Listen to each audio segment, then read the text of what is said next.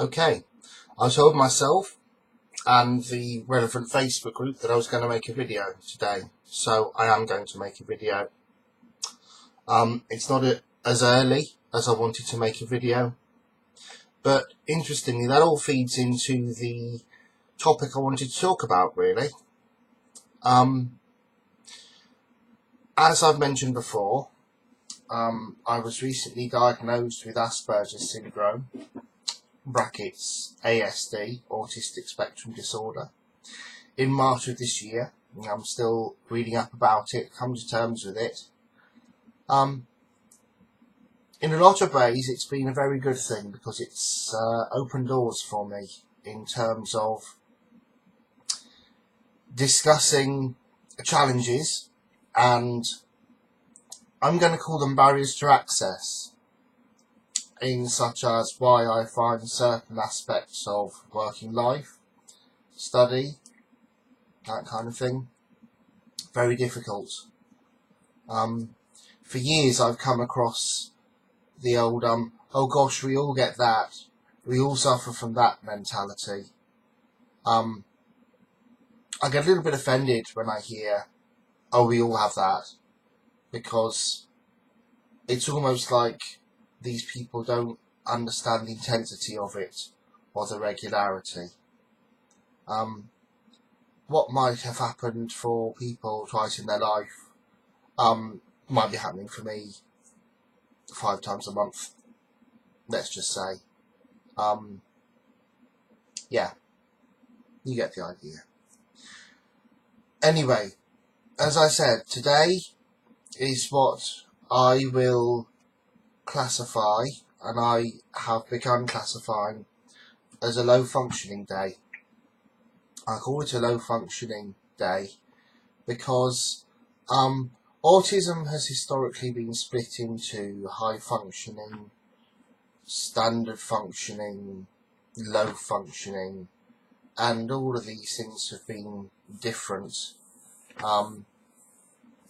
There's clearly been some understanding that everybody who experiences something on the autism spectrum experiences some of the same things, because only recently has Asperger's been brought into the autistic spectrum diagnosis, or diagnostic material, I suppose is the word. Having an LF day, like I say, words are not brilliant. Some days I just don't function at my full capacity, and as you're beginning to make out, this is one of those days. I wanted to document it. I didn't get dressed until 3:30. About 5 o'clock I realised how hungry I was, but I didn't feel safe or able to make myself some food, so I got myself up, went out and got some food at a coffee shop. Not able really to do anything around the house today. I managed to have a shower, but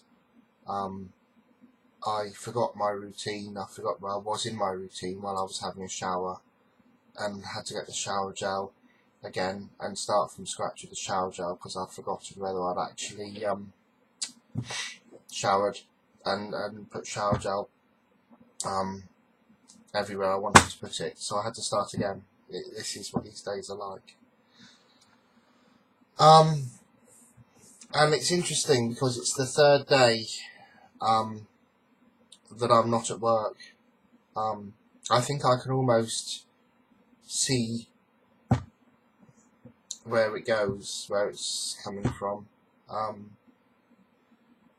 Normally the first day is a kind of exhaustion, it's regrouping, it's the classical shutting out input and kind of regenerating.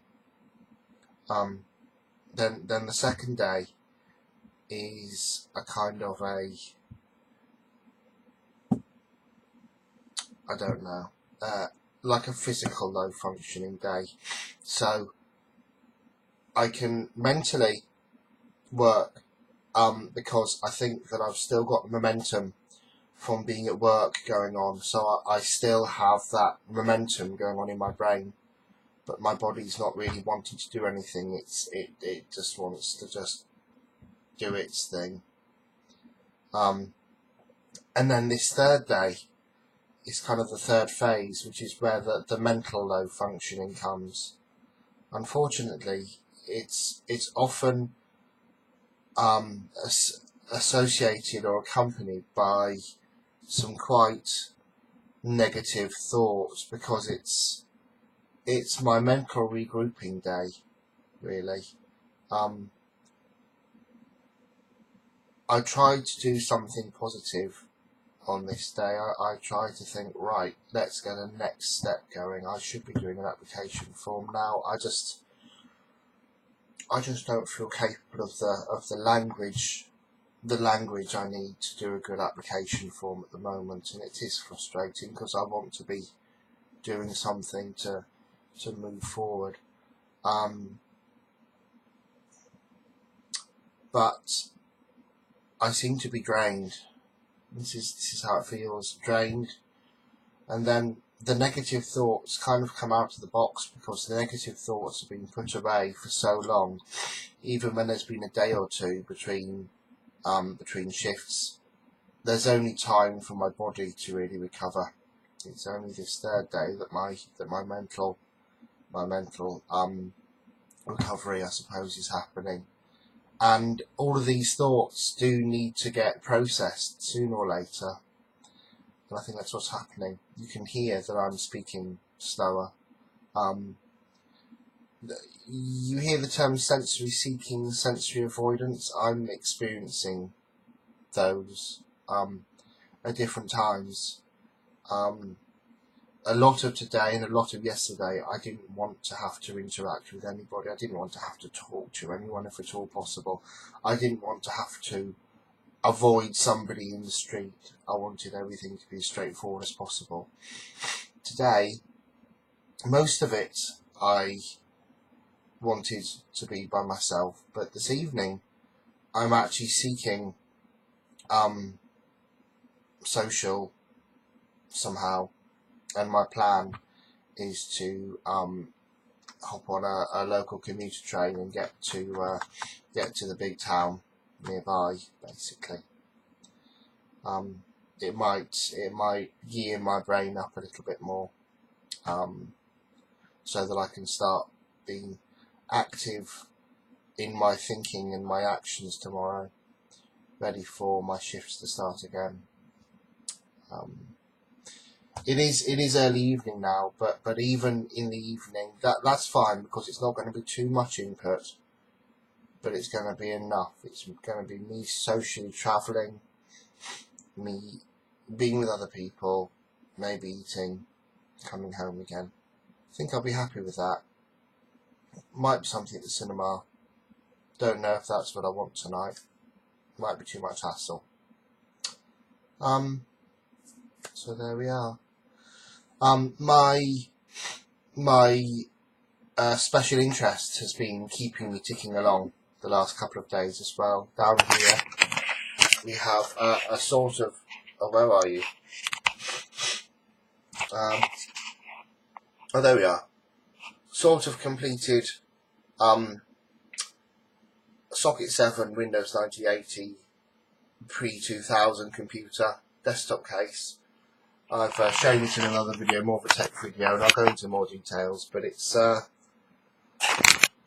behaving itself now. I'm getting places with it, and that's been a constant for me. That's been keeping my mind going in its own way.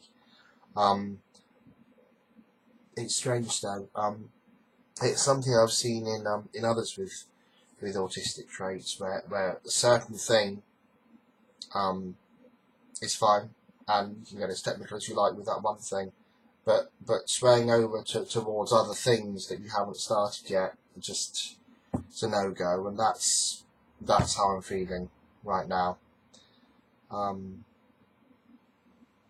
I would actually at this moment like to be noticed in the street. I feel like this annoyingly slightly overweight person, self-inflicted, can't help it, just can't sort my kitchen stuff out properly.